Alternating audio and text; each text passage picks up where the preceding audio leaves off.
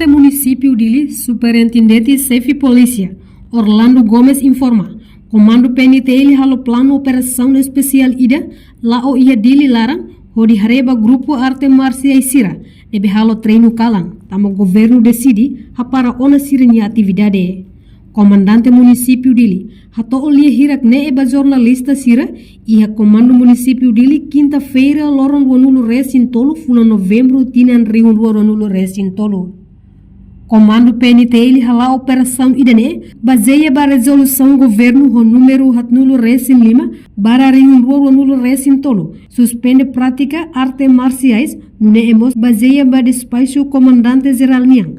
Kona ba halo operação bando grupo arte marciais sira, halo treino tui resolução nebe fossai ona.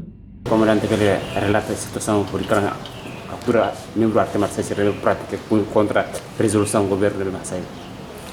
Dia comando município Dili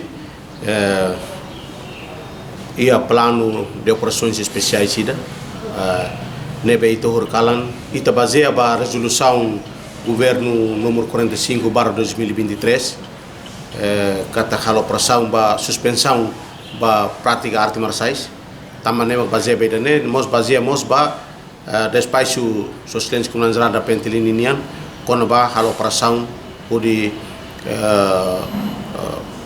bando ba grupo Quarta kalang Comando Município Dili halo operação especiais ida ba grupo sira nebe mak prática ilícito ba arte marciais no comando consegue captura membro arte marciais pesate na inhat lorquedas ba esquadra do Malésio de halo processo de investigação durante horas situno resin rua.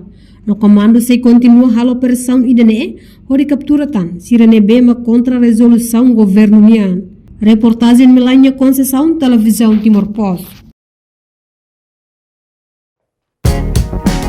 Janela informação ba Emma Hoto.